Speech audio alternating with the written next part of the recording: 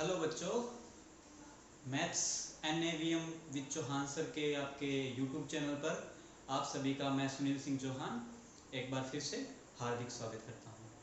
तो पहले की क्लासों में हमने पढ़ लिया था यूक्लिड विभाजन प्रमेय, यूक्लिड विभाजन एल्गोरिथम और यूक्लिड विभाजन एल्गोरिथम की सहायता से भाग को लिखना, HCF ज्ञात करना, अभाज्य गुणनखंड की सहायता से HCF और LCM का मान ज्ञात करना। आज के टॉपिक में हम पढ़ेंगे कि सूत्र से HCF और LCM का सत्यापन कैसे करते हैं। तो उसके लिए सबसे पहले हमने 12 और 18 का HCF ज्ञात करना है और उसको सत्यापित करना है। तो इस प्रक्रिया में सबसे पहले हम क्या करेंगे, दोनों संख्याओं को मान लेंगे। हमने मान लिया पहली संख्या कितनी है 12 और दूसरी संख्या को हमने b मान लिया और वो कितनी है हमारे पास 18। फिर अलग अलग दोनों संख्याओं का हमने अभाज्य गुणनखंड कर दिया। अब दोनों संख्याओं का अभाज्य गुणनखंड करने के पश्चात उसको गणितीय रूप में लिख दिया कि 12 का क्या होगा 2 गुना 2 गुना 3 और 18 का क्या होगा 2 गुना 3 गुना 3। ये आपने पहले भी लिखना सीखा हुआ है, इसीलिए इसको मैं समय बर्बाद न करते हुए इसको दोबारा नहीं बता रहा।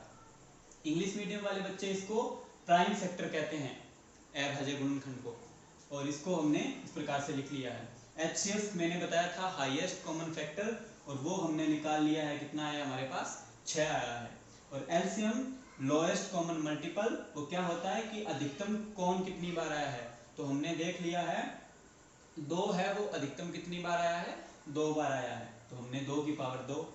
3 भी अधिकतम कितनी बार आया है 2 बार, तो हमने लिख दिया 3 की पावर 2। फिर हमने देखा 2 की पावर 2 यानी 2 गुना 2 कितना होता है बच्चों 4, तो 2 की पावर 2 कितना लिख दिया 4। इसी प्रकार से 3 की पावर 2 यानी 3 गुना 3 कितना होता है 9, 4 को 9 से गुना कर दिया 36। अब बात आती है सत्यापन की। HCF और LCM तो हमने भली भांति ज्ञात कर लिया है, बात करते हैं इसकी प्रूवमेंट की, सत्यापन की। तो इसके लिए एक कथन है, और कथन क्या है बच्चों, कथन ये है कि किन्हीं भी दो संख्याओं का गुना, multiple of any two number, किन्हीं भी दो संख्याओं का गुना उनके HCF और LCM के गुना के बराबर होता है।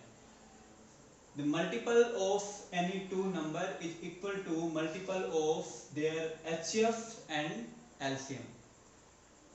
तो हमने देखा इस सवाल को, मैंने लिख दिया पहली संख्या मेरे पास कितनी थी 12, दूसरी संख्या मेरे पास कितनी थी 18, HCF मैंने कितना ज्ञात किया था 6, LCM मैंने कितना ज्ञात किया था 36।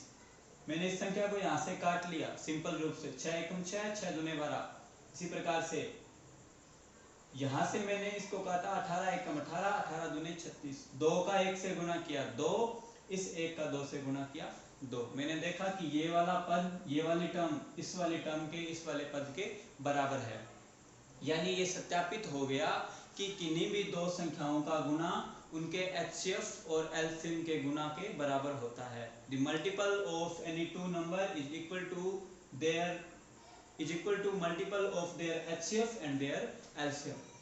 फिर इस प्रकार से प्रश्न पेपर में नहीं आते, ये तो मैंने आपको समझने के लिए बताया है। पेपर में जो प्रश्न आएंगे, क्वेश्चन आएंगे, वो इस प्रकार से आएंगे, आपको इन चारों में से 3 दे देगा, कोई भी 3, A, B, HCF, LCM, इन 4 पदों में से कोई भी 3 पद 3 टर्म दे देगा, और चौथी टर्म आपसे ज्ञात करवाने के लिए कह देगा। जैसे मैंने क्वेश्चन लिखा है, यदि A बराबर 18, B बराबर 12, HCF बराबर 6, LCM ज्ञात करो। यदि if first number is 18, second number is 12, HCF is 6, then find its LCM। तो हम देखेंगे हमारे पास एक सिंपल सा साधारण सा सूत्र बनाया हुआ है कि किन्हीं भी दो संख्याओं का गुना उनके HCF और LCM के गुना के बराबर होता है। तो मैंने A की जगह लिखा 18, B की जगह लिख दिया 12, दोनों का गुना। फिर HCF की जगह मैंने लिखा 6, LCM की जगह मैंने कुछ नहीं लिखा, क्योंकि मुझे HCF का मान ज्ञात करना है, HCF का मान मुझे पता नहीं है। फिर मैंने यहाँ से 6 एकम 6, 6 1 जा 6, 6 2 जा 12, 2 से कट गया, यहाँ पे 18 को 2 से गुना कर दिया, कितना उत्तर आ गया 36। और इससे पहले भी हमने अभाज्य गुणनखंड प्राइम फैक्टर विधि की सहायता से भी एलसीएम का मान कितना निकाला था, 36। और ये सूत्र से भी एचसीएफ का एलसीएम का मान कितना आ गया, 36। इस प्रकार से आपसे ए बी एचसीएफ एलसीएम इनमें से कोई भी संख्या पूछ सकता है, तो आपको इस प्रकार से उसको ज्ञात करना होगा। उम्मीद करता हूं कि छोटा सा प्रश्न, छोटा सा टॉपिक आपको समझ में आ गया होगा। आगे के टॉपिक के लिए हमारे साथ जुड़े रहिए, लेकिन उसके साथ ही हमारे YouTube का जो चैनल है उसको लाइक कीजिए, शेयर कीजिए, सब्सक्राइब कीजिए और जो बेल आइकन है उसको जरूर प्रेस कीजिए। मैं आपके लिए इसी प्रकार से छोटे छोटे वीडियो, छोटे छोटे प्रश्न लेकर आता रहूँगा जो आपकी 10वीं क्लास की बोर्ड की परीक्षा में बहुत ही महत्वपूर्ण साबित होंगे, प्रूव होंगे। इसी के साथ धन्यवाद।